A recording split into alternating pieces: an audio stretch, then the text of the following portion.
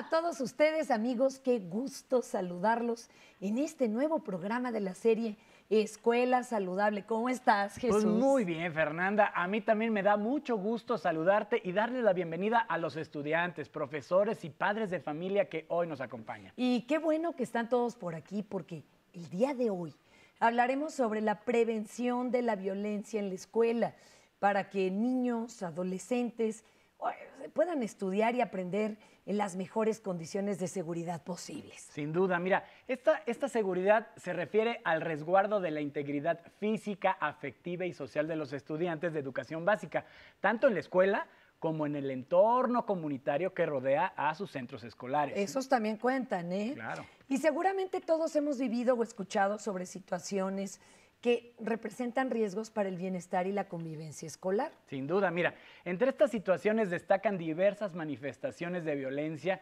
como el bullying o acoso entre estudiantes, el consumo de sustancias adictivas y algunas prácticas delictivas.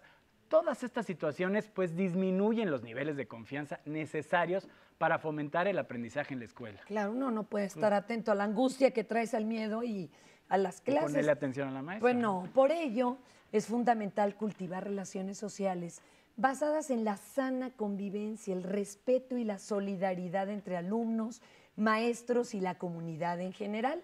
Relaciones en las que el manejo de conflictos esté libre de gritos, insultos, descalificaciones, apodos o burlas, y en las que predomine el entendimiento y el diálogo como principales formas para resolver diferencias, ¿no? Hay que cambiar la forma en la que nos llevamos. Sí, nos llevamos y resolvemos, ¿no? Estas características para que la escuela sea un lugar seguro donde todos aprenden con agrado y confianza. Y bueno, para entender mejor este tema, hemos elegido un interesante programa en el que ahondaremos sobre la violencia en la escuela, la forma en que se manifiesta y cómo prevenirla. Pues vamos a verlo. De una vez y apuntar. Bueno. Sí, apuntar.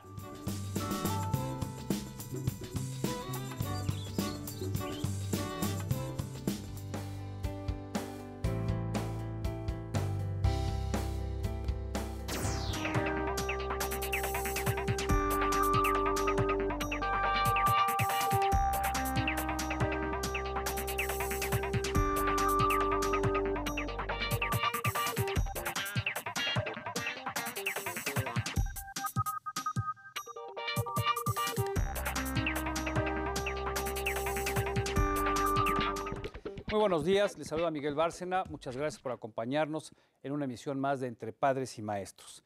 El tema de hoy, la violencia en la escuela.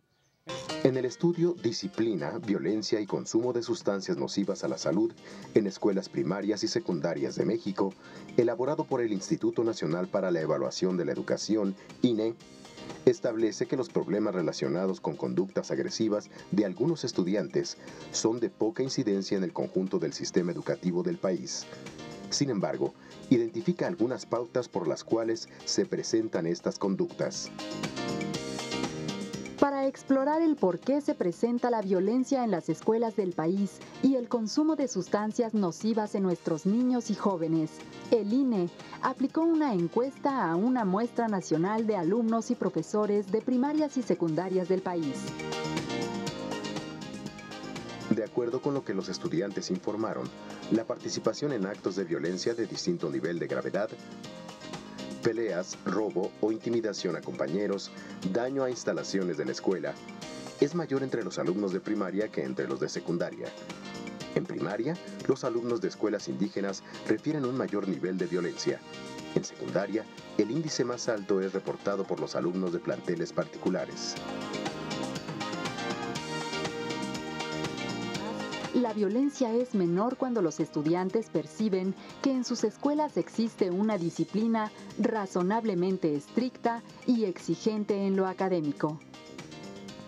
Es posible suponer que si las escuelas cuentan con sistemas de disciplina consistentes y enfrentan de manera directa los asuntos que alteran el orden, esto contribuirá a una disminución de la violencia y favorecerá una convivencia más armónica entre los miembros de la comunidad escolar.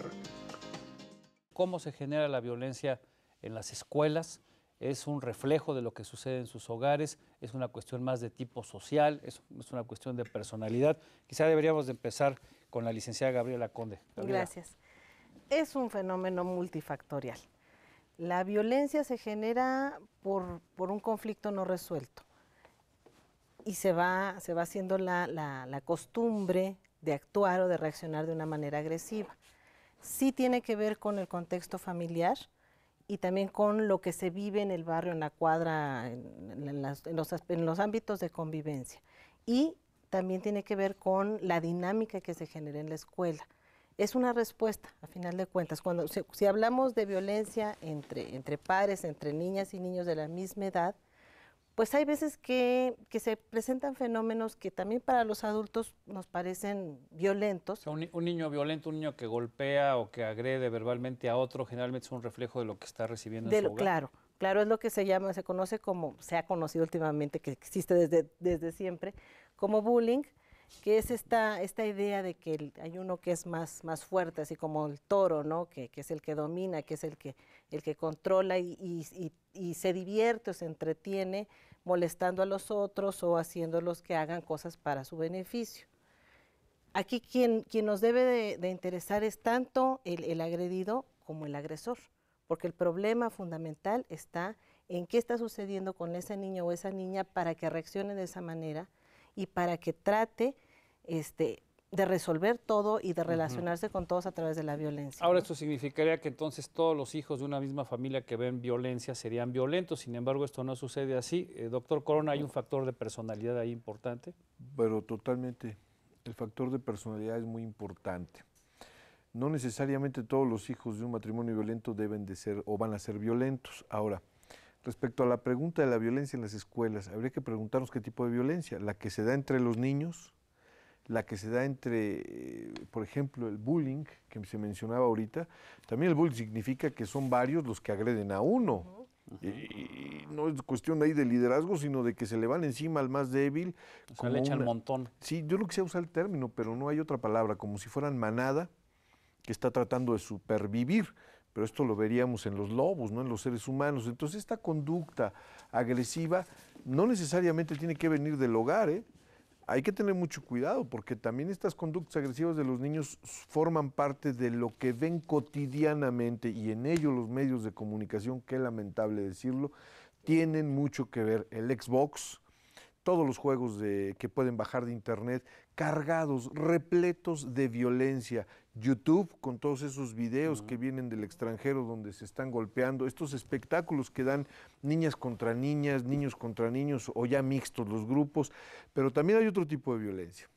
Hay una violencia un poco soterrada, creo yo, y creo que habría que analizarla con mucho cuidado, que se puede generar la violencia del maestro al alumno y la violencia de los alumnos hacia los maestros.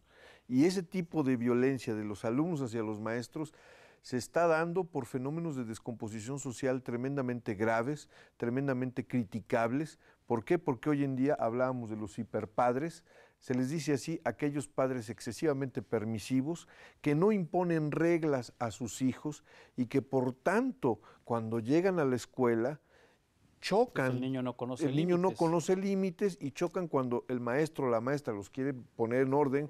Desde el momento que entran a la escuela y que tienen que formarse, no están habituados y de ellos se derivan una serie de situaciones muy difíciles de entender. Por ejemplo, que de repente a un niño lo estigmaticen con el trastorno de déficit de atención con o sin hiperactividad, que desde mi perspectiva no es más que un reflejo de lo emocional y no un problema neuroquímico biológico como lo pretenden manejar los psiquiatras, que luego le dan la pastillita. Ahí yo creo que es un conjunto de cosas que debemos analizar. Esa violencia soterrada del alumno al maestro y los límites que tienen ya los pobres maestros, que ya no pueden ni mirar a un niño porque el niño se puede sentir ofendido, agredido, violentado en sus derechos. Gracias, doctor. Desde su perspectiva como antropóloga, Adriana Corona, ¿qué nos puede decir al respecto? Bueno, yo creo que sí, efectivamente es un problema multifactorial que viene mucho de la sociedad, en donde tiene razón el doctor, los medios de comunicación masiva juegan un papel muy importante. Pero los tipos de violencia que se dan en la escuela, yo creo que son también de los adultos hacia los niños. Si la escuela es generadora de violencia, bueno, la violencia se expresa en todos los niveles. Esto es hacia de los maestros hacia los niños, que muchas veces son estigmatizados, regañados por déficit de atención o por otras cosas. También puede haber padres muy violentos que llegan a agredir hasta los profesores, ¿no? Se meten a la escuela y agreden a los profesores. Ya vimos el caso de un asesinato, ¿no? Claro, claro, y esto genera violencia en los niños, ¿sí? Que aprenden a convivir y a comunicarse de manera violenta. Y esa es una de las cosas que debemos de empezar a resolver. Doctor Romaña, gracias, doctora. En su secundaria, por ejemplo, ¿cuál es su experiencia? ¿Ha crecido este fenómeno del bullying? Desde luego crece. Yo creo que cada día se ve la frecuencia de violencia. Y bueno, la violencia no son golpes, bats o armas, ¿no? La escuela tiene problemas de violencia y yo lo manejo. La violencia es destruir el inmueble, la violencia es pintar paredes, violencia es faltar al respeto. Inclusive también un acto de violencia lo consideramos como la persona que se sienta al final del salón y no hace nada. Todo eso es violencia. Pues es una manifestación en contra, ¿sí? Lo que sucede yo lo veo porque actualmente sí nos da miedo, lo acepto, porque si el joven dice que lo amenacé, si el joven argumenta que se le atacó de cualquier manera, hasta por dejar mucha tarea, tenemos enfrente toda una cascada de procedimientos legales. ¿Qué se ha optado en muchas escuelas? Nosotros estamos cambiando esta mirada hacia los estudiantes, porque si los oímos escuchar majaderías, quizás volteamos a otro lado. Ahora, yo quisiera preguntarle al licenciado David Morelos si en su experiencia, obviamente los niños no llegan a un ministerio público, pero me imagino que muchos de los adultos o mayores de 18 años que llegan quizá ya tienen estos antecedentes de violencia intrafamiliar y también con sus compañeros del colegio. Cuando un menor de edad se encuentra involucrado en un problema legal, muchas veces los padres tienen la falsa creencia que su hijo no puede hacer eso. Que es una blanca paloma, Así ¿no? es. Dice, mi hijo no hace eso, él no tiene acceso a estas cosas, él no se junta con estas personas, él no haría tal conducta. Siendo que muchas veces cuando nos tenemos frente a frente y escuchan de la propia voz de su hijo que sí efectivamente ya han probado drogas, que sí efectivamente delinquieron o que sí efectivamente se juntan con un grupo determinado de personas que se dedican a otra cosa que pensaban los papás que no hacían ellos.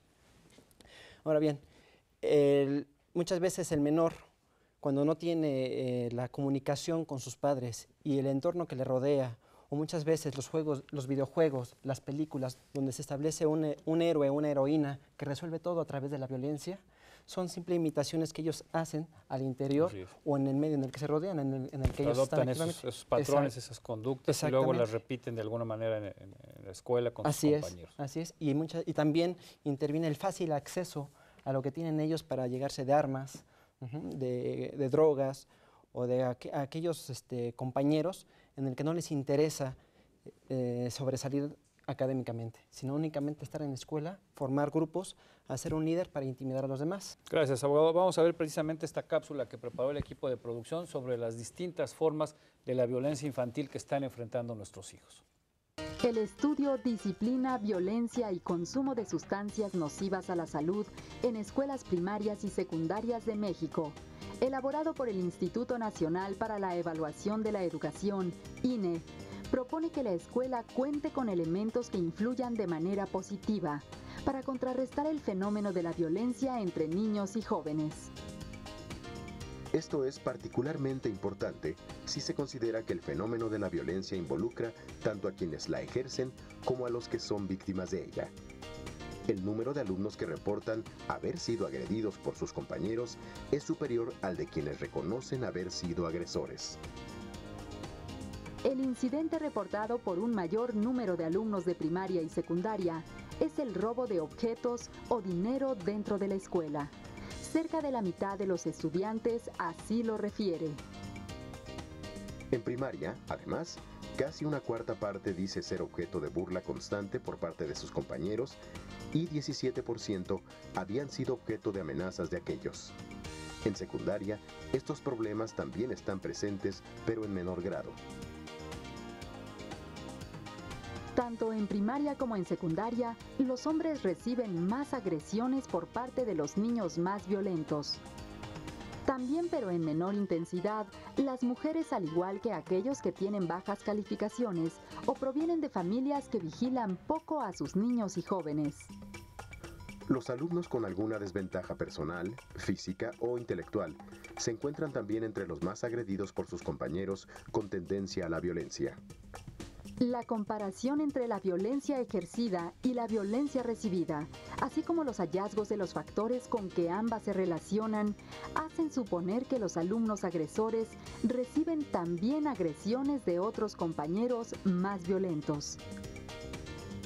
El estudio del INE sobre violencia escolar aporta información relevante para el sistema educativo mexicano y sus escuelas. También permite identificar temas y espacios de investigación que es necesario atender para mejorar el ambiente escolar de nuestros niños y jóvenes.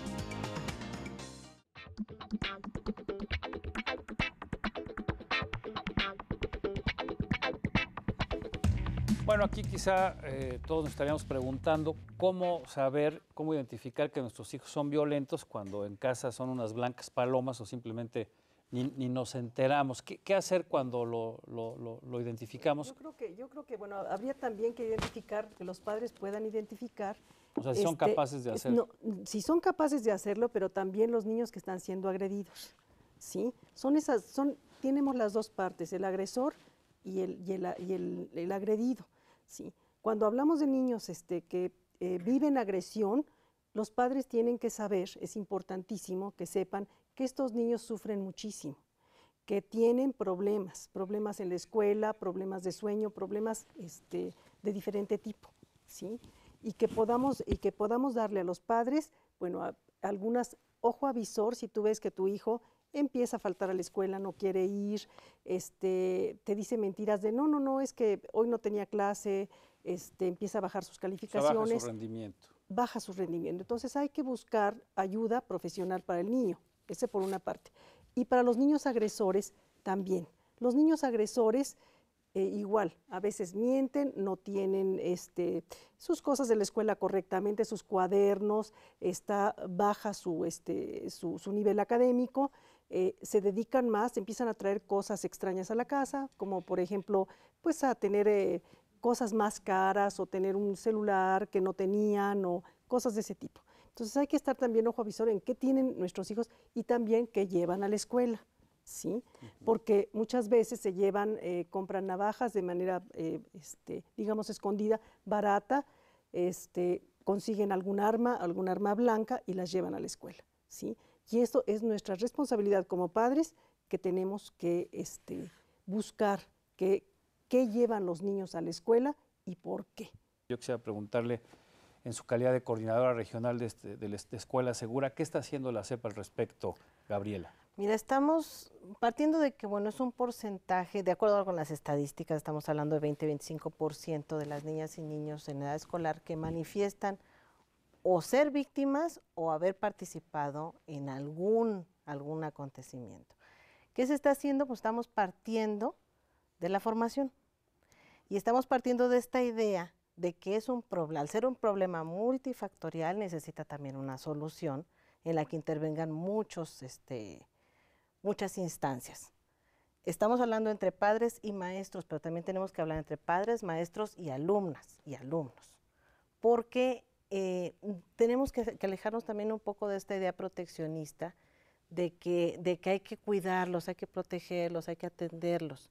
Ellos también son responsables, ellos también son capaces de medir los alcances de sus actos, de denunciar, de defenderse, de buscar apoyo, de buscar redes, de detectar y de prevenir. Entonces estamos partiendo de esta idea, ¿no? Necesitamos dentro de la escuela el concurso, O sea, sí están el conscientes acuerdo. de la magnitud del problema que están enfrentando. Sí, por supuesto. tenemos que trabajar de la mano, maestros, directivos y alumnos, dándoles espacio también a los alumnos para que se expresen, porque ese es otro punto importante, que se les relega mucho, esta idea de que participen en la construcción del reglamento es una de las bases de la construcción de una dinámica de convivencia democrática, ¿no? Que nos puede ayudar no a evitar el conflicto, porque el conflicto también tenemos que ubicarlo como algo productivo. Se van a enfrentar a conflictos toda su vida y lo peor que se puede hacer es o evadirlos o atenderlos con una respuesta agresiva. O sea, tienes que identificarlo, tienes que analizarlo, tienes que dialogar, tienes que tomar en cuenta la postura del otro y tratar de llegar a un acuerdo. O sea, enfrentarte al conflicto, resolverlo y sacarle algo bueno. No nada más rechazarlo. O sea, tomarlo entonces, como un momento de oportunidad. Como un momento de oportunidad para el crecimiento personal y para el crecimiento colectivo. Es una forma de violencia también el que el alumno llegue a una escuela que lo agrede visualmente, porque está llena de grafiti, porque las bancas están, digo, insentables, el mobiliario deja mucho que desear. ¿No es violento todo este entorno para un alumno, usted como padre de familia, señor León? Pues sí, claro que sí. Es importante el aspecto que tenga el plantel, ¿no? Porque inmediatamente se da uno cuenta si tiene problemas sociales o no tiene problemas sociales, ¿no? Si está en un núcleo, por ejemplo, en Nezahualcóyotl, sabemos que las bandas operan ahí, que es un problema, la droga circula, ¿no? Y la recomendación que inmediatamente le hace uno al hijo es no te metas en problemas de drogas, ¿no? Porque más tarde que temprano la influencia es permanente, ¿no? Tanto dentro de la escuela como fuera del plantel. Y esa es una preocupación que tenemos los padres. Referente a lo que manejaba la señorita que representa Escuela Segura, yo le pediría que si la Secretaría de Educación Pública está haciendo esfuerzos porque esta información se maneje hacia los docentes, hacia las escuelas, pues que sea con mayor fuerza para que descienda la información hasta los maestros, que son los que enfrentan a los alumnos, ¿no?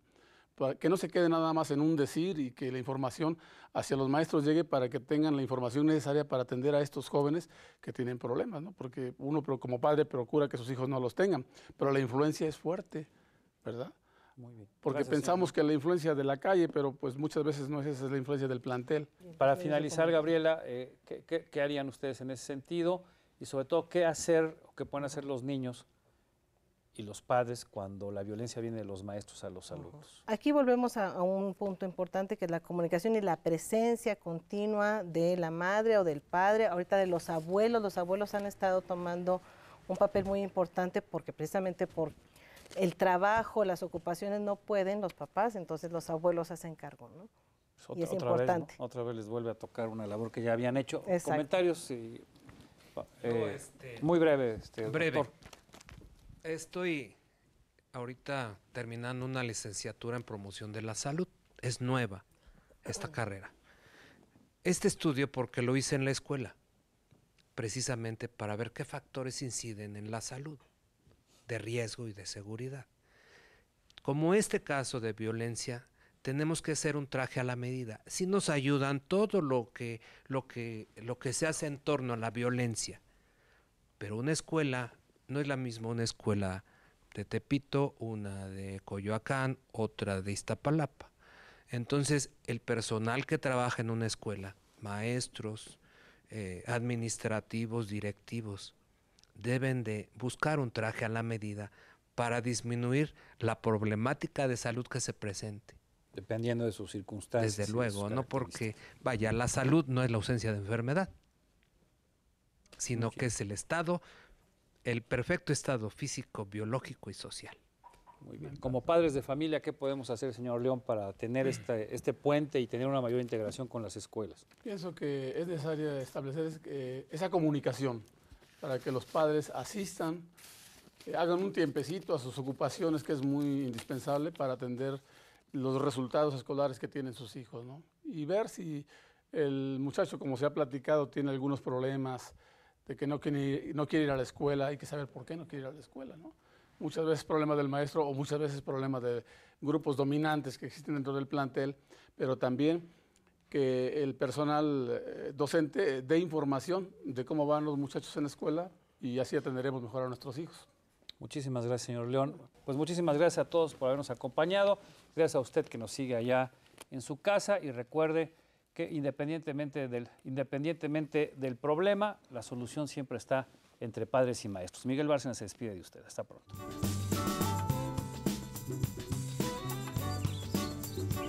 Ya estamos de vuelta y esperamos que este programa que acabamos de ver les ayude a identificar situaciones de violencia en el entorno escolar y sobre todo que les haya brindado información valiosa que les permita llevar a cabo acciones en la escuela para prevenirla.